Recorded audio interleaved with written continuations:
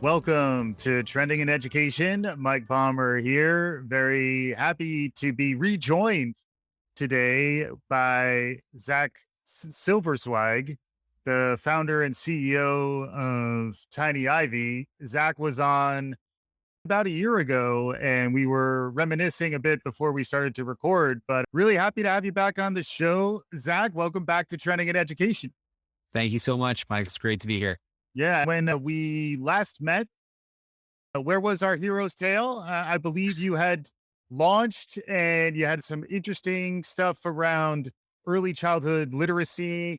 Unlike a tech startup, you're more of a kind of curriculum based innovation, which is part of why I found our first conversation so interesting. Maybe you could begin by just catching our listeners up in case they hadn't heard the first show. Who are you? Really quickly, how you got to where you are? For those that hadn't heard the story before, my company is TinyIvy, and we've invented a new way to teach kids to read. We've been creating a platform that you can use to really get through some of the hurdles and build a bridge between what a lot of us see with our 2s and 3s and 4-year-olds, where they learn a couple letters and their sounds, and where we want our kids to get in 2nd and 3rd grade when they're reading chapter books on their own, right? But that bridge is a big bridge for any family. And for a lot of families across the country, it's a huge bridge. Yeah. And so we've come up with some ways that are really innovative.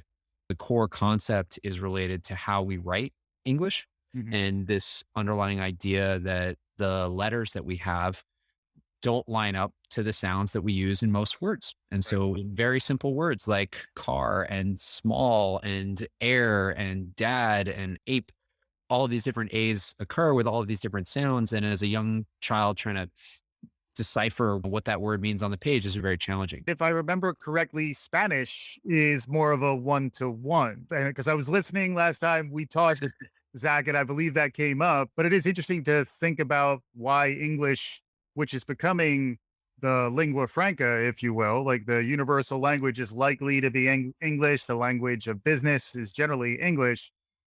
Interesting that we're choosing a language that is a high degree of difficulty to acquire, but that is in fact the case. Like we're choosing one of the most difficult, if not the most difficult languages as the language that really is a necessity for folks to be well equipped for successful life in the 2020s. Absolutely. So in a word like montaña in Spanish, right, you have your two different versions of the N, and one is the N from mon, and one is the enya, the enye, Mhm. and they're written differently, right? They're written differently. One has a little squiggly mark on top. Yeah. And kids that are learning to read in Spanish, or adults, and you may remember this from learning Spanish in middle school, was it for me, where 6 months in, 3 months in, you can read the instructions from a manual in Spanish. You don't know what those words mean, Mhm. but you're accurately producing those words, even to the point where a native Spanish speaker will have an idea of what Yeah. that word is. Mhm. Uh, Getting to that same level of word reading accuracy in English takes years and years longer. So on average, it's something like 5 years longer for you to achieve the same level of reading accuracy that you can in these other languages. Yeah. And there's a really interesting phrase that we talk about a lot in our sales demo, honestly, of the big scary troll lives in the castle. The big scary troll lives in the castle. So Yeah. I don't know how to read the word troll. I don't really know what that creature is, but I know that it's a big scary thing, and it's Yeah. in a castle. I've got good context. So Mm. even though I've got 90% of the words I understand, I've got, about 90% comprehension. But if I don't know scary, then I just have a big blank in the castle. And it Yeah. gets a little bit trickier. And if I don't know castle, I've got a big blank in a blank. Uh-huh. And all of a sudden, even though I have 70% word reading comprehension, my like passage comprehension is in the toilet. I really Yeah. don't have the idea of what's going on. We've created this way for kids to decode virtually every word they see, and they can learn it as fast as kids learn to read words in Spanish. Yeah. That was ultimately the idea, by adding in different kinds of marks. We call them tips on top of the word so that Yeah. kids can decode. Yeah, and I'm a big fan of diacriticals. I'm on the record of as someone who enjoys different typefaces, and then as you get into the study of language, understanding that different languages and typefaces in the world, just like El Nino has the Enya, which has a different diacritical on it. You and team have designed one-to-one mapping of characters to the sounds that are part of the English language with enough similarity to actual written English language that it's basically there as a scaffold, and then at some point you can throw the training wheels away. Exactly. So training wheels is absolutely the analogy that we like to use because when you give a kid training wheels, or if you use a balance bike, the kids are building a set of skills. They're building muscles in their legs. They're building the ability to steer. They're learning about how to balance their bodies. And whether they have training wheels on or not, those are now internal things that they've acquired. Those are assets they've acquired. Mhm. And so we're doing the same thing. We give a set of training wheels that let you naturally develop phonemic awareness and phonics skills, letter sound awareness, blending, segmenting, chunking, all of the things that you're going to need and develop a certain sight word vocabulary. And there are a billion kids across the world that have learned to read with similar kinds of systems. Yeah. Every single student in China learns pinyin, whether it's a adult or a child that's learning it. Every student who's learning to speak Arabic or read Arabic or Hebrew or any of the Semitic languages, they all use different types of markings to provide a little bit of extra detail as to what sound you should make when you sound out the words. Yeah. But in all those cases, if you pick up the newspaper in those countries, those markings aren't going to be there. The opinion's not going to be there. Those Yeah. trainings are removed. So Mhm. a lot of folks ask, how can we transfer all of our knowledge? Can we become able to read without these training wheels when they come off? And you can look at any child that's learned to ride a bike with training wheels and have them removed, or bowl with bumper lanes and have them removed, or the billion kids that have learned to read with these different training wheel systems to see that it's absolutely possible in theory. And now what's great to catch us up on our full Yeah. story, Yeah. we have launched into a number of different schools. So we're seeing that transfer actually happens in practice. I think when we last spoke, we had pilots going on that were these small group pilots. It was back when pod school was the primary method of education. Yes. Learning pods. Yes. Yes. Learning pods. And I think they're still great. And there's some folks that are still using it, I'm sure. But we went through that in the fall semester last year. We saw 300% faster progress on letter sound awareness. We saw kids move dramatically in terms of word reading, a percentile ranking. Yeah. And that got us a couple of pilots in schools Mhm. in the spring semester. And then the data from, those schools and the development in the product that we did allowed us to really launch this summer. And now we have just a great cohort of schools that are using the program in lots of different ways, like Yeah. kindergarten, first, second, third, special ed, pre-K, after school, you name it. Someone's trying to use our program now to teach those kids to read. Yeah. Which is exciting. And it's why conceptually I really appreciate what you're doing, where it is a somewhat ambitious objective to try to shift at this fundamental level how language literacy education works at a very young age. But then at the same time, I think it makes enough sense that once you get the early adoption, that's a critical first step. And now that you've gotten that early adoption, it very much changes the conversation into how are teachers responding to it? How are kids responding to it? What are the metrics that you're using to understand how things are going? And then how can you pivot and respond to whatever information you're starting to get as far as feedback goes? But I think lots of times it's more that that first adoption, that ability to get enough buy-in that it's real. That's really the bridge that you and TinyIvy have crossed. I would say we're right on that bridge. Not yeah, We're right on that bridge. But you're absolutely right. I know some of the folks on here are big into the startup community, but there's this enormous difference between designing your product and creating it and putting it on a napkin and building your prototype and talking to consumers and talking to potential users and all of that is one thing. And then you really do cross the Rubicon and you start selling your product to your target customer. mhm, And what you learn when the rubber meets the road in that context is so incredibly important, and especially in education. How do you go through and implement it? What's professional development look like? What is their favorite practice set that you have as part of your online tool? And can you yeah, make that 3 times better? Because that's the mhm, only one that they're using. mhm, And I think it's a really fun time for the business because you're getting all of this feedback and you're not bound by a lot of the constraints that a big company has. You can actually reprioritize the list and do what those first customers want because they're your primary audience that you're trying to serve. So, yeah, checking things off. One of the really interesting ways that we're being pushed right now is towards engaging the families at home, actually, mm, mm, because there's in a lot of these communities, there is a stuck to Michelle Allen, principal at Icon Charter, who's one of our I would say big fans. Hopefully you can ask her, but she's our biggest fan right now.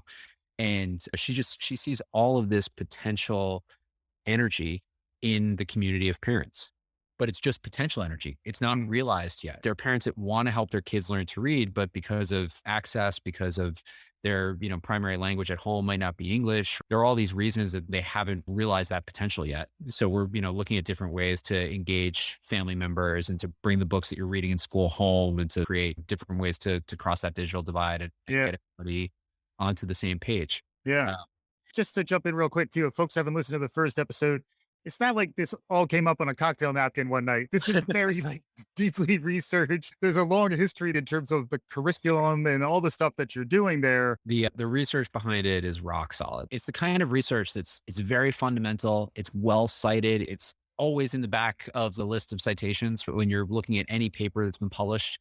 But for the longest time, it was hard to create a curriculum that solves the well researched problem. Mhm. And it was hard to create a product that you could use in the schools to access that curriculum so that you could solve this well researched problem. Everyone knows that it's faster to learn to read in Spanish than it is to read in English. Right. There's no one that would dispute that you can't learn to do those things faster.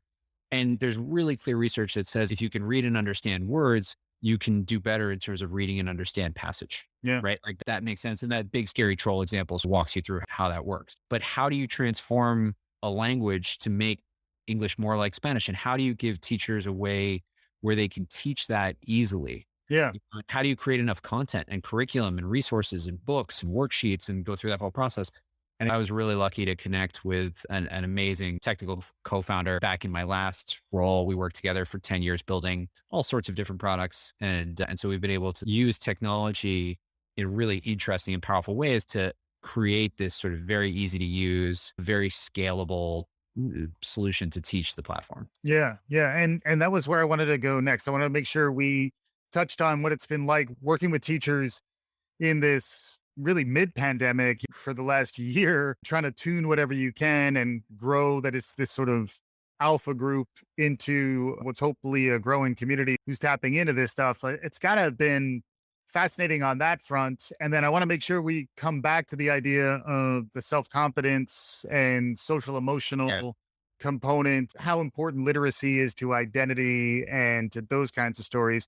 But can you touch on some of the stories from the teacher's perspective, and then maybe down the road we can get back to how it feels good to ride a bicycle, and it also feels good to learn how to read.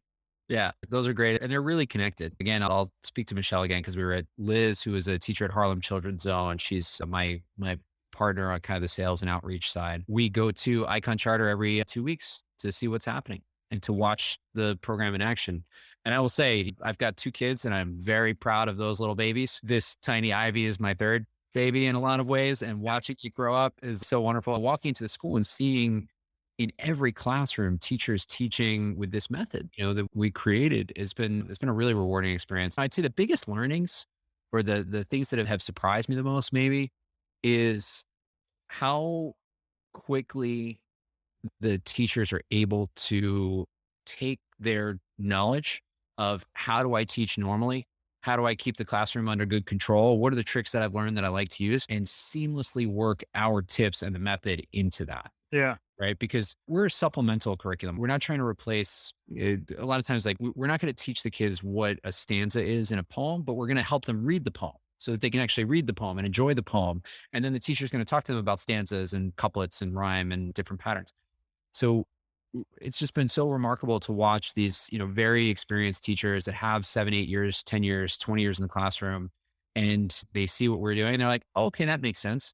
And then within a week or two, it's ingrained into the process. And then just to kind of transition into it, because I think there's one particular boy that they've highlighted, and we took a little video of him recently. He was having trouble at school. He was frustrated when he got off the bus. He started off the day angry, and he has rapidly become one of the most excited and enthusiastic adopters of tips.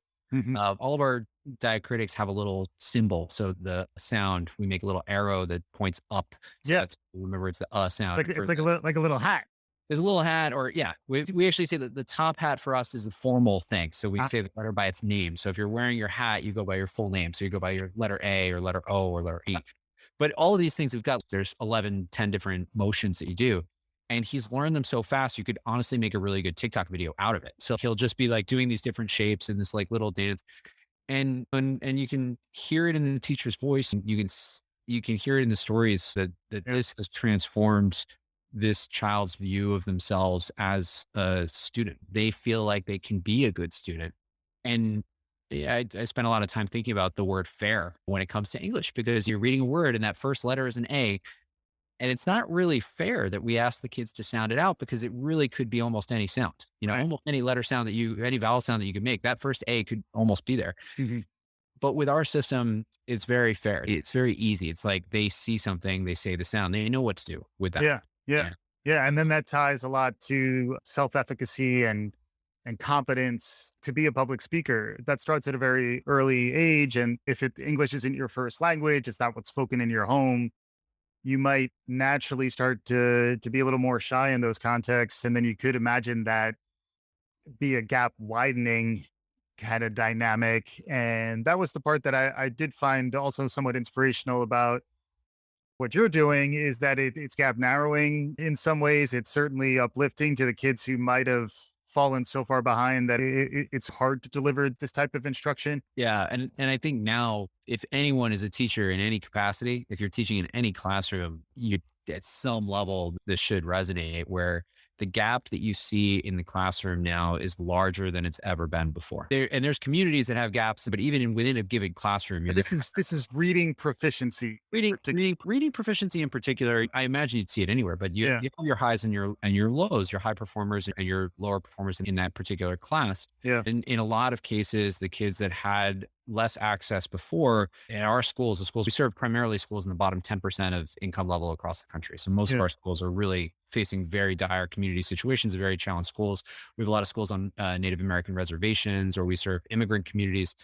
And with these kids, the group that had less access before often just fell off the map entirely. mm, And so you're looking at kids that are entering third grade and literally hadn't shown up for more than a quarter or a third of school for the yeah, last 18 months since they were in kindergarten. mm, Right. So, or first grade. So like you really have this huge gap then between, okay, well, now I walk into my classroom. I've got some third graders that were in a pod that had 4-to-1 teacher student ratio, and got more than what I could have given them in my 30-person classroom. right. And I have the kids that were completely disconnected and were at home. Hmm. So who do I teach to?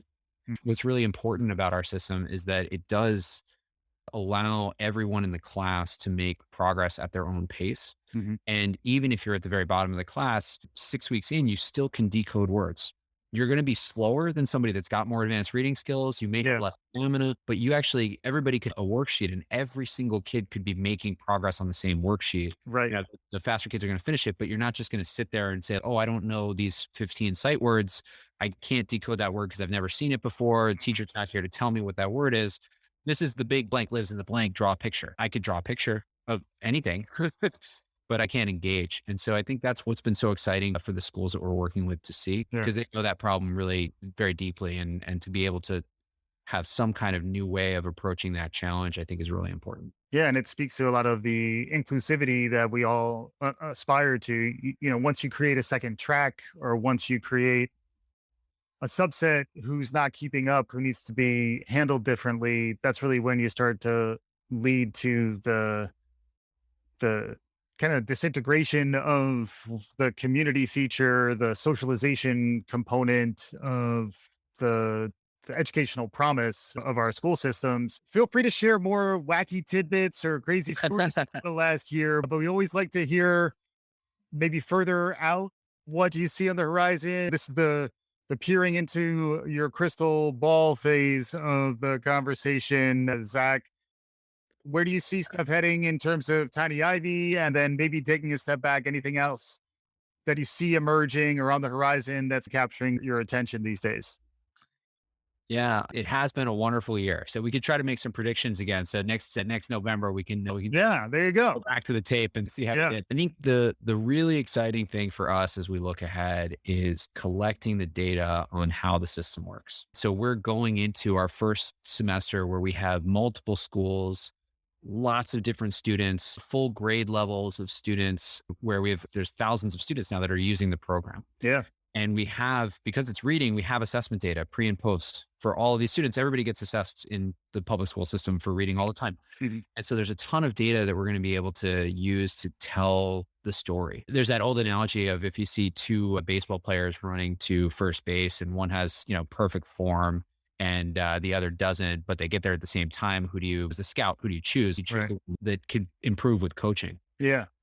We were talking a little bit about Clayton Christensen and the S curves and innovator's dilemma. So if anybody's familiar with that, I could go into a whole spiel on it. But I think what's so interesting is that whether you teach with a phonics based curriculum or whole language curriculum or somewhere in between, what you're using in your classroom has been refined over at least 20 years by thousands of people who have done thousands of research studies. All of those products have been like really dialed in to be as good as they could possibly be in their category. And there's a large argument that has raged for a long time over what method is better, but all of them are the best in class. And then you have our system, we're a couple years old. We have a small team that's been developing it. We have a small number of teachers that have been working on it. We're still at the very beginning of the product development life cycle. And the idea that we're already seeing gains in the students that are better than what you see with these traditional programs, Mhm. and that we're seeing that from a teacher's perspective, it's easier. Mhm. Right. Both of those two things, that to me is what has us so excited. Because if over the next year we make the same kind of product leaps that we made, when I talked to you last year, I think we had like a box of flashcards. Now we have a full blown app that does a lot of different things. By next summer, it'll really be amazing. And I think that the potential there is really awesome. So our hope is that come, January, February, we have a white paper that we release that goes through the first semester of performance results. And then I think from there, the sky's the limit for where it could go. Because we were talking before, like just analogizing this to an electric car. This could be a new platform. And then when you start to measure over a longer time horizon, it could be a major shift that really does unlock some potential. The one trend and one research finding that's cited regularly on this show by many different guests is reading proficiency at the third grade, where if you can be at proficiency by that point, your prospects for the rest of your life are significantly better than if you're not. From everything you're saying, it sounds like this really addresses that problem, which is huge, at a very fundamental and scalable way. Yeah, that's the plan. That's what we're seeing happen. I love the electric car analogy because a couple different reasons that I think like Tesla's stock is a That's a good it reason. shows, right? Yeah. That's where it could go. Yeah. But it's also interesting. I think if you had taken the very first Tesla, right, in that first year or two that a Tesla had been made, and you couldn't really drive it very many places because there weren't charging stations. You had to only drive it to and from your home, and it had to only go 15 or 20 miles because you had to get back to the battery before it died, and then you had to Right. back. And when you think about product development, like you can look at us as being at that early stage. But imagine if the first version of the Tesla went farther than the gas powered vehicle. And that's what's happening. I think the same way that EVs can really be an essential part of our solution to a very important climate challenge. I think if we can harness energy and harness our focus on that literacy challenge, that K through 3 literacy challenge, it's the most valuable investment that we can make as society because every problem that we have now and all the problems that we all know we're going to have 15 and 20 years from now, because it feels like there's a long growing list of those problems too. A smarter, more educated group of people is going to be able to address those better. Zach Silverzweig is his name. His company is TinyIvy. Wonderful having Zach back on the show. Zach, as we conclude here, I always like to get something else that is capturing folks' attention. What's something else that's out there nowadays, a little further afield, that's capturing your imagination as we are about to wrap up? So, in terms of things that I'm thinking about, I'm thinking a lot about the media experience for my kids. That actually, for me, has been the most top of mind challenge. And I don't think it's a solved problem right now. Hmm. I feel like there's this conflict between these amazing, high quality, wonderful videos that teach in a way that's super engaging Hmm. and mindless, horrible, like retail embedded, like these videos where they're just playing with toys. They like open up a new toy and they play with it for half an hour with like a dad who's more engaged than I can be. And I don't know, my son is 5 and I don't know how to navigate that as a parent. Excellent. I had to snap clap as a parent of a soon to be 3-year-old. I already understand what you're talking about. And then concluding thoughts, if folks enjoyed the conversation, but they're trying to walk away from this episode thinking that last thing Zach was saying, that was pretty good. How can you pull this whole conversation together for our listeners so that they understand what's going on? Any finishing thoughts, finishing move, Mortal Kombat, take it away, Zach. I would just say that it feels like there's pretty big consensus. If you asked if we could have a silver bullet that would solve one problem in schools, what would it be? And the idea that's reading and how kids learn to read and really making, big inroads on that challenge. I think you'd find a majority of folks that would lean in that direction. And at the same time, we know what's possible from all the existing ways that we've tried before. We know what's possible. Before the pandemic, 1 in 3 kids was learning to read on grade level. That was before the pandemic. And while there's a lot more funding now, and that's great, and then hopefully there's a lot of good programs, and for lack of resources, I'm sure there's a lot of kids that's going to pull up out of the challenge. But we see that kids have fallen. Some districts we're looking at 5 years of performance has been lost over the pandemic. Yeah. And, I think the real hope, and I guess that's what I'm offering. I'm just offering hope. Yeah. But I don't have proof yet. I told you in December and January we should have proof. But for right now, it's hope. But there's this idea that if you try something that's very different, that's grounded in smart ways of thinking, you can expect a different result. And I would just challenge folks that are currently sitting in a district looking at 1 in 3 kids or 1 in 5 kids that are reading on grade level. Is there anything you could try to change that 20% of kids reading on grade level to 80%? Right. And I really believe in Liz and Teresa and Marchin and Magesh and Mary and Becky. Like, we're all working here every day because we think that even at 20% district can get to 80%. Hmm. And I think we're the only 7 people in the world that think that right now. Happy to field a call and share a model with anybody that's interested in learning more. Awesome. Zach Silverzweig, the founder and CEO of TinyIvy. Thanks again for joining. For our listeners, thanks as always for listening. Subscribe, tell a friend. We'll be back again soon. This is Trending in Education.